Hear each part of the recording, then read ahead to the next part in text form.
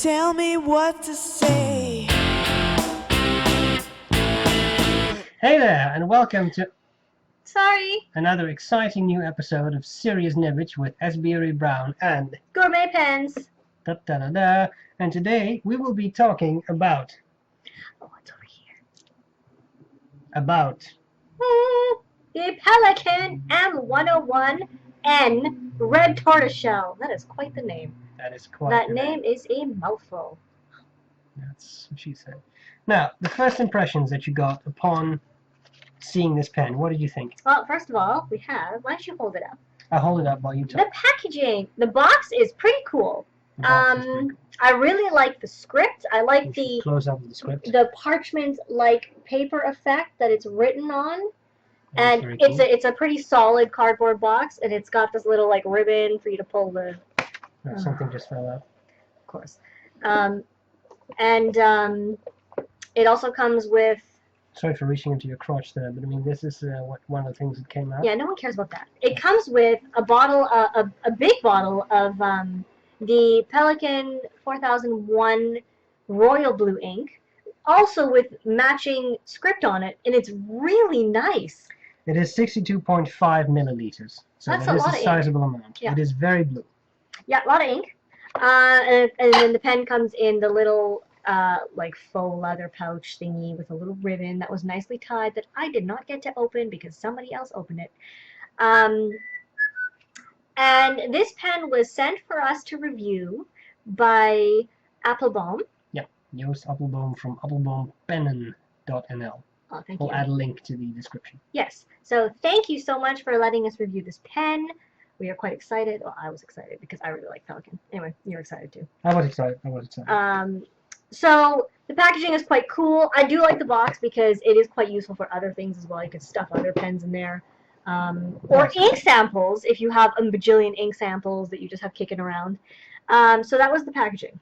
It's nice, yes. It's a nice big box without being... And it's solid. It's solid. Not flimsy. And what I like is that it's not exceptionally huge. Mm-hmm. For example, say the Conway Stewart Winston that I have that comes in a pretty much all of them, yeah. So this is nice. It gives you the feeling you have bought a luxurious pen, but it's not an excessive waste. But it's also useful, so. Yes. And the pen. What makes it special?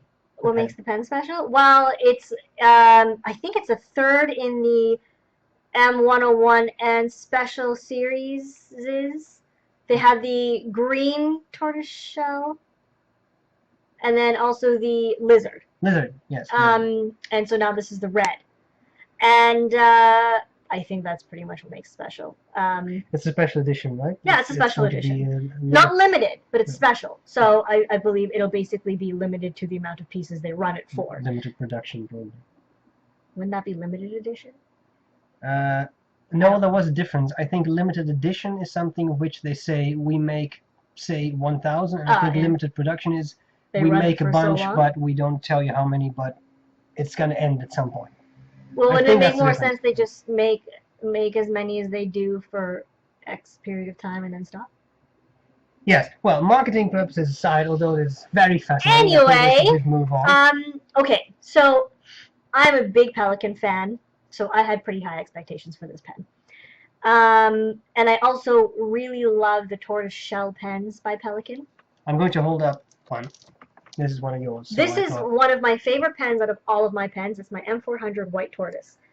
Note the very pretty tortoise. No, pretty is an understatement. It's stunning. Yeah, and notes the sort of marbling in there, and a nice shiny... It's translucent. Finish. It's just gorgeous. Okay, so this is what my standards were. I was expecting something really gorgeous, okay? Mm-hmm. Now, the pen is pretty. However, I was expecting a substantial, weighty pen, and... This is not very weighty. No, I'm just telling you what I was expecting. God. So rude. Anyway.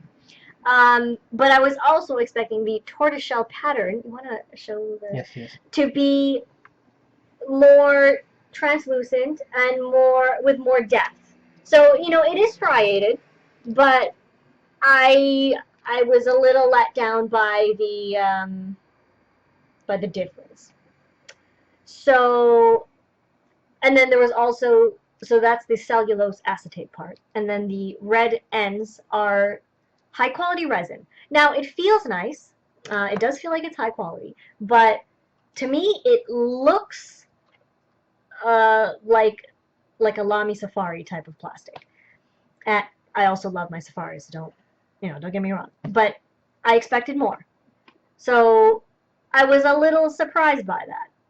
Yes, I can see what you mean. I have not had the privilege to, well, I have had the privilege to try out your M400, but before that, my first ever contact with Pelikan's Tortoiseshell was this 400NN. Now, this is a vintage pen that's no longer for sale. But that's the look they're going for. They are going for this. Yes, special edition it is looks to like mimic the vintage Tortoiseshell series. And then when I heard that the M800 was being launched in a tortoiseshell pattern, I immediately got that. That looks like this. So again, a really nice finish. And I understand what you say when you say that you were a little disappointed by this in turn, because whereas the other ones have really nice clear stripes, a nice translucency to it, a really nice intense brown. They have more depth, right? Yes, they have more depth. And this, I'm not sure. It looks, oh, sorry. I said jokingly earlier on, I reach in your crotch again and grab the cap. I said jokingly earlier that it looks a bit like a Jackson Pollock painting. It's like someone just dripped paint on it. Now, it's not ugly. It's not ugly. It is a pretty pen. But it's different. But compared to their other tortoiseshells, yes, it doesn't have the same luster and depth that they have. So I was a little disappointed by that. Yep. So packaging cool, pen's appearance and feeling was not as up to par as I was expecting. Now, the one thing that people buy pens for typically is to write with them. What is your experience in writing? That is true, although I am very vain, and there are pens I have bought based purely on appearance. So my writing experience. Now, this is a medium 14 karat gold nib, and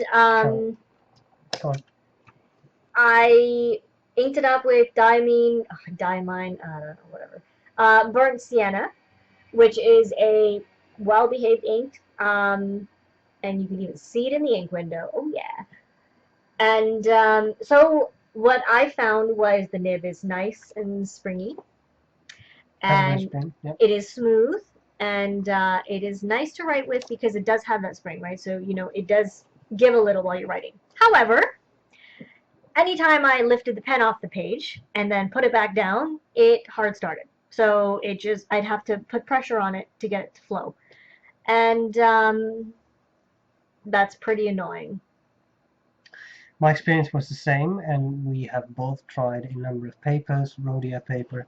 Bear in mind, Rhodia is very smooth. Yes. And as a result, if a pen has the slightest bit of baby's bottom, that will be brought out on paper like that. I've also used it on much cheaper paper that is much more absorbent, less smooth. And even there, literally with every time it was lifted off the paper and it started to write again, it gave a hard start. I used it on Leuchtturm. Leuchtturm. Oh, God, I'm sorry. It's a good thing that he's here to pronounce things properly. And same thing, it did skip a little bit less, but like mid-stroke, but it still had issues starting up. So the only paper I found that I didn't have issues was on field notes, which is very absorbent. Very absorbent. Like toilet paper. It's not like toilet paper. That makes me a little nervous for my field note stash. But anyway, it had issues on paper. So it had issues on a lot of different types of paper. So it's a pleasant nib, but and bear in mind it's a medium. It is medium. It's not an ultra broad nib that is a bit more prone to the baby's bottom. Do they come in other nib grades? Yeah, extra fine to broad. Extra fine. Yeah. Okay. So there are other options for you. All right. And it's not the hugest nib, right? So it's not like the M1000 nibs, which are like whoppers. No, they're not. No, whoppers. I'm gonna stop talking now. What do you? So my writing experience was, I don't know.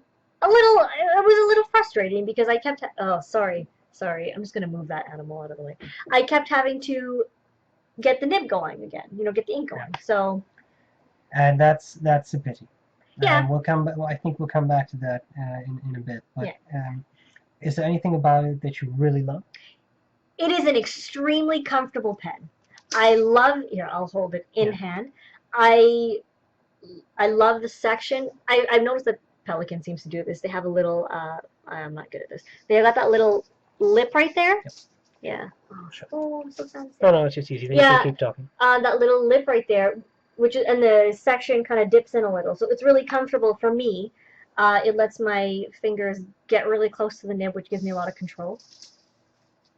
It posts. It does post. Yeah, I mean, no, this would just be usable. But for those with somewhat larger hands, I think posting would be more comfortable. Anyway, go on. Okay, but I was telling him what I love about it. The cat's being insane. So, for me, this is a really nice size. It's really comfortable. It's a really nice width. Really nice balance. The weight is awesome. And even posted, it's not too huge. So, pretty big. It's not that bad. It's really comfortable. It doesn't throw off the balance. It doesn't throw off the weight too much. I think that's a plus to being so light. That the cap is very light too. Light material. It's fantastic. So it's yeah, I love how comfortable it is. So if they made this like with the same stylings of the M1005, oh my god, I would totally buy it. But they don't. Anything you hate about it? Well, hate is such a strong word. Why did you pick hate? Well, love and hate. Okay, well, I don't know. What do you strongly dislike about it? Well, I don't even. Okay. What do you not like about it? Okay. What do you despise about it? Okay, I'm not so keen on the fact that the nib gives issues when it's just a medium. I do. What do you find abhorring? He's still talking. In fairness, I'm still talking too, and I'm sure some of you have shut this off by now. But anyway, of course, if you have shut this off, you don't know I said that. Okay.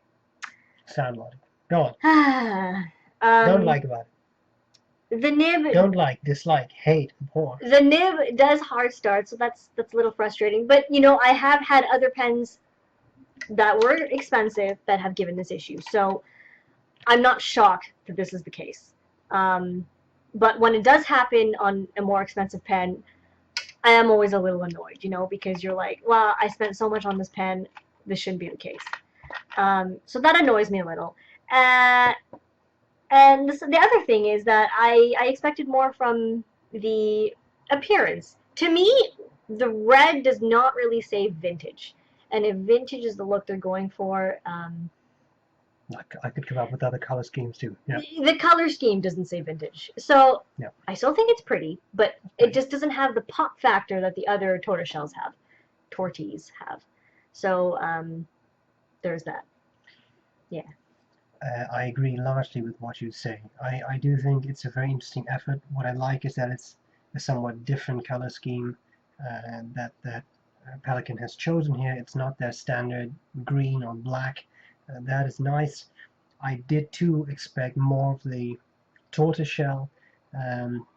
I personally am not too sure about the cap.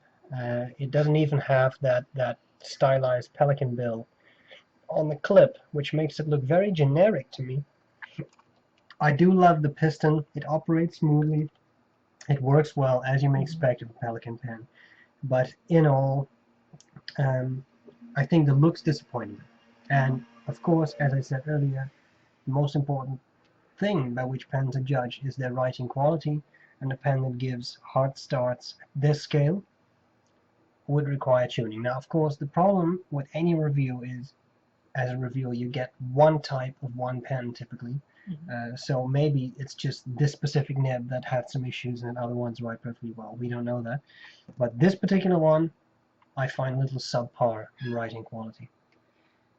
Would you buy it? What's the price? I believe it's like $520 US.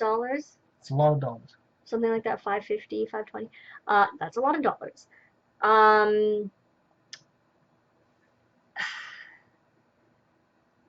I think that's too much for me, and I could not spend that much on this pen.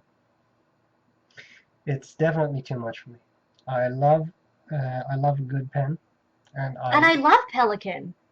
That's the thing. I love Pelikan too. I mean, I have like, well, some of them are yours, but I have like most of them. 10. Not true. I'll beat you up for them. Yeah, M1005. You brought in M400, and I had an M800. M600. Oh, yeah. Well, anyway. M200. Anyway, we'll duke this out after the show. I'll beat him up later. Honestly, there are many Pelikans in our collective collection, and so I love Pelikan, but this particular one, I think it doesn't meet the standards that you might expect for a price of that. Yes. A pen of that price. Yes. It's a nice enough pen. Doesn't meet my personal standards. Your miles may vary. Yeah, of course. I mean, we're just giving our opinion. But I mean, for both of us, I agree with what you're saying here. I would not buy it at this price. Mm-hmm. I might buy it for 100 euros, maybe, but not for much more. But you can't go from US dollars to euros. What is Doesn't that? matter. Is it? The real question. Sorry, I'll never do that again. Oh yeah, I was asked to smile more. Is it, or is it not? Serious Nibbage. No. It is not serious Nibbage. I agree. This pen. This Interesting pen in is itself. not serious Nibbage.